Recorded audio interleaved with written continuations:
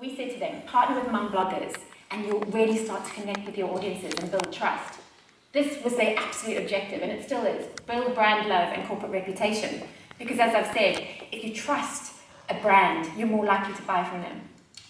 The problem was, for years, they'd just been putting out typical marketing messages with no thought for the mum audience. You're savvy, you know what you're looking for, and you know what entertains and inspires you, and it wasn't this. They needed to find that sweet spot, what mums were actually talking about. So we worked really closely with them to plot out all the different areas, all the things they wanted to talk about, but all the things they didn't yet have credibility in. So things like recycling, things like active, healthy lifestyles. It would just be weird if Coke just started talking about that out of the blue. But we said you need to partner with people who are credible and can actually talk about this stuff, and that's how you're going to get the reach. And it worked a treat. For instance, a caffeine counter.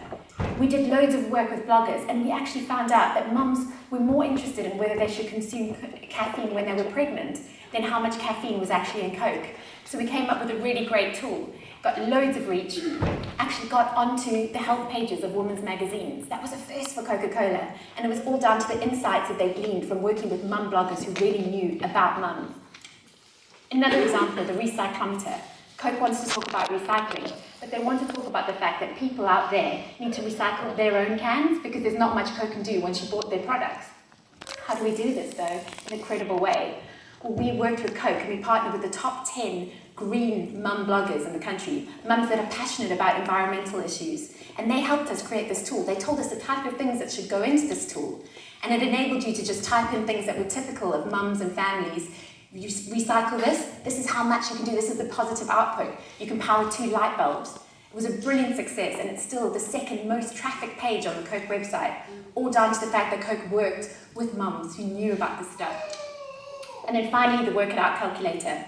So we've come up with a tool with Coke called the Work It Out calculator.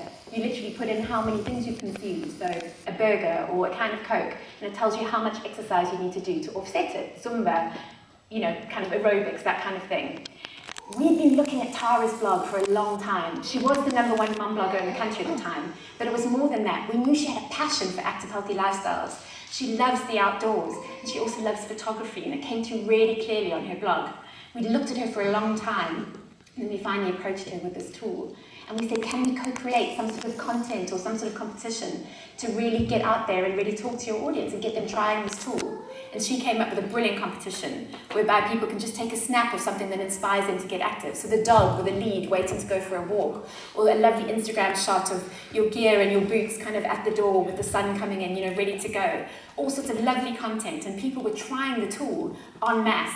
And again, there was a huge increase in traffic to the website, exactly what Coke were looking for. But why did we look at Tara? Why were we really evaluating her blog over quite a long period of time?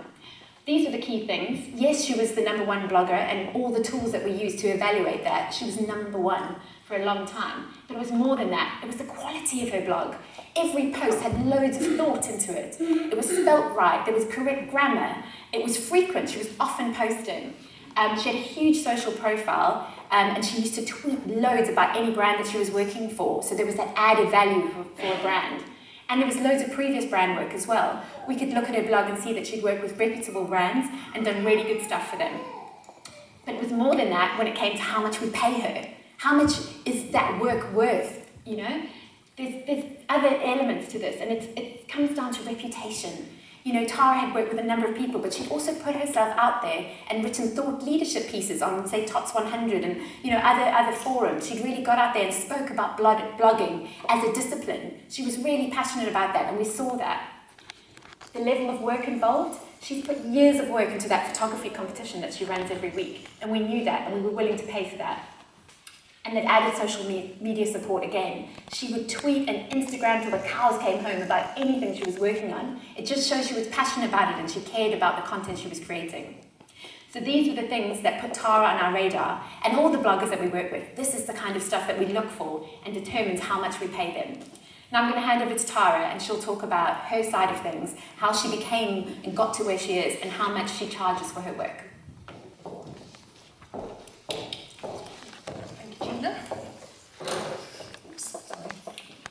Right, as Gina has shown, Brands really do want to work with us bloggers. They recognise we have a very powerful voice and they want to engage with us and tap into the audience that we've built up. But how do we go about making ourselves stand out? How do we make brands want to engage with us? My blog is my baby. I spent an awful lot of time on it. I've lavished love and attention on it. I've tried to make it a great place to hang out. But given I don't have actual babies anymore, I don't want to be writing about nappies or nipple cream, and I've been offered all of those recently. My blog is my space to hang out and write about what matters to me and my family, and that's why my audience keeps coming back, and that's what you need to think about when you're writing your blog. It has a worth, and brands want a slice of that, so you must not lose sight of that and make sure you make it clear at all times. So the reason I wanted to work with Coca-Cola was, well, I worked with them 4 times now, they just got it right. They understand bloggers. They tailored their approach specifically to me, respected me as a blogger. And because they did that, it meant we had a great relationship. I was prepared to give them more than what they asked for. I tweeted more. I now watch them, and if they do something I like, I'll retweet them then. We have a great relationship. And if you want any kind of longevity in this, that's what you need to do. You need to build relationships, and for you and for them.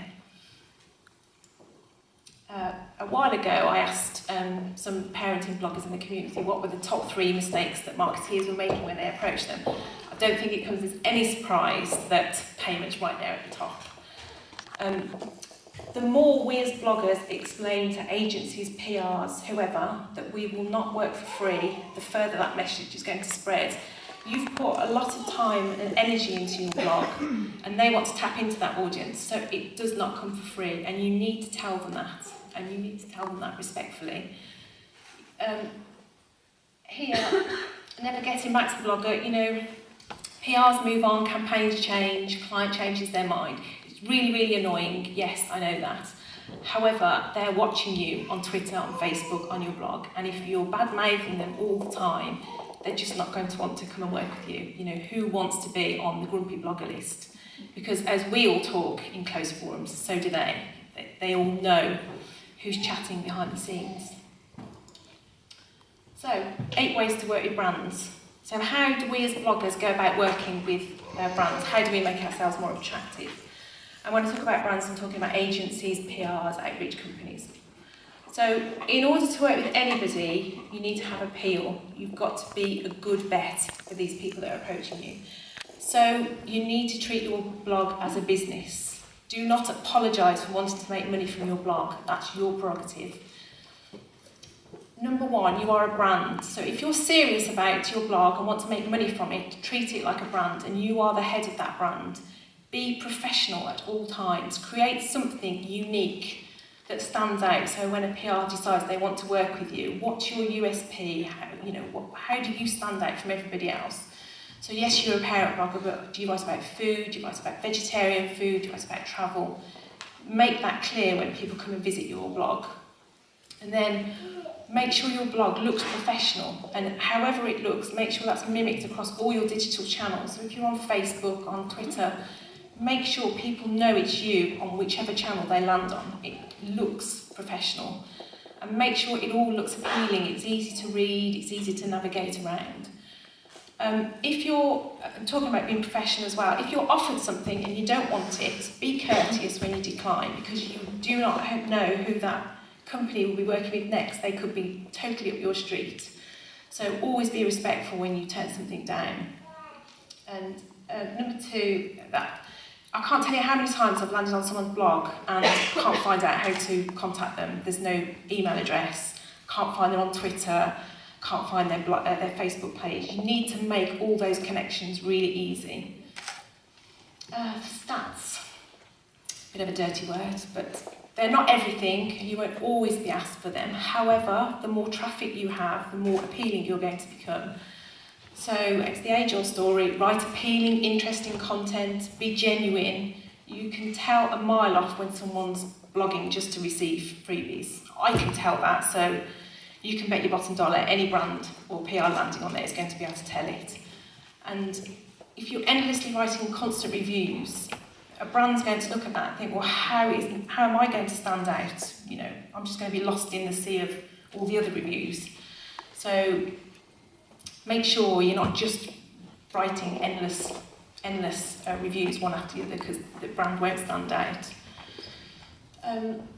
PR yourself. It's really important that you create a media pack for your blog. All the information that someone could need. So your social media accounts, how many followers you've got, your blog in a nutshell, what does it mean in a few words, what you offer in terms of advertising, sponsored posts, opportunities.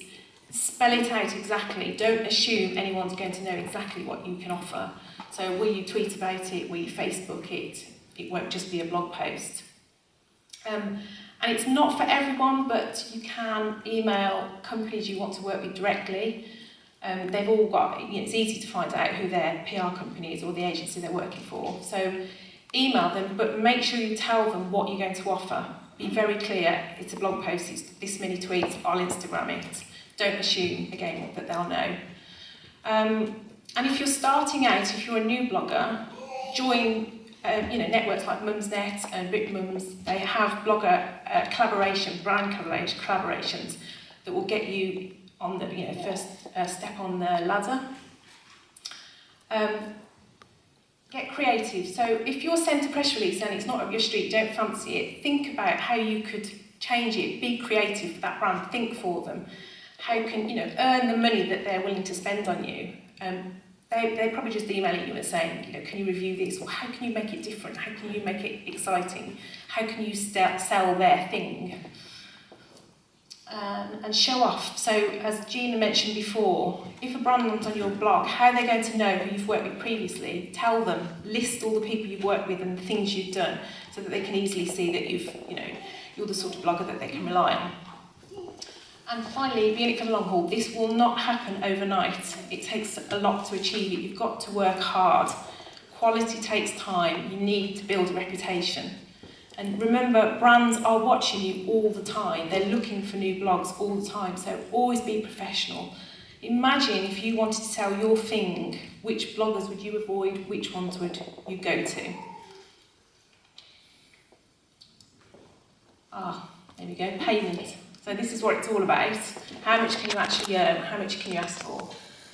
How long is a piece of string? If you're a new blogger, it's really difficult to determine, and there's no right or wrong answer, there's no magic formula. But the main fact you always need to consider is that how much time are you using? How much is your time worth? If you've built up something valuable, if you've spent time working on it, I've got the gallery, it's a feature that I've been doing for years now. It's very, very precious to me.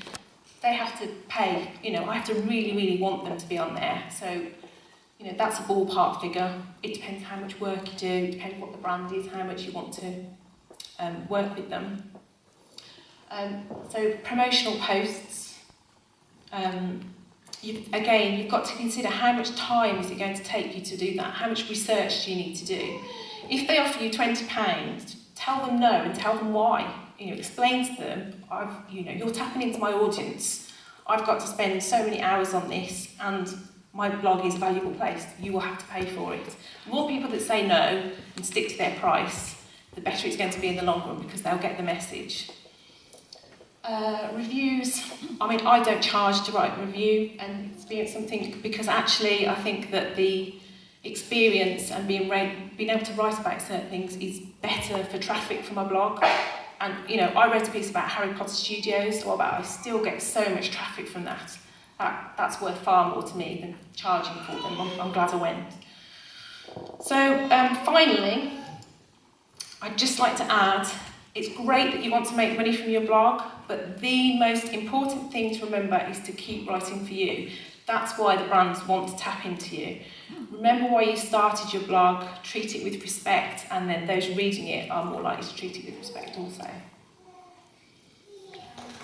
My name's Alethea. I'm the CEO and co-founder of the company called Skimlinks. Out of curiosity, just so I can gauge what to kind of focus on, who knows what Skimlinks is already? Oh, wow. Who already does affiliate marketing on their own blog? Okay. And who doesn't really know kind of what that is or how to make the most of it? Oh, good, okay. Good mix, thank you. All right, so just a quick overview, and I don't want to make this a sales pitch. In fact, the whole talk, I'm going to split it into two parts, which is the very basics of how to, set it up, the mechanics of making money from affiliate marketing on your site. And then the second part of it will be how to make the most of it. Like, now that you're doing it, how can I do it really, really well?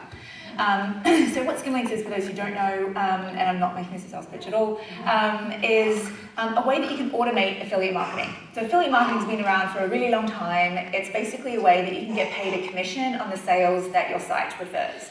So if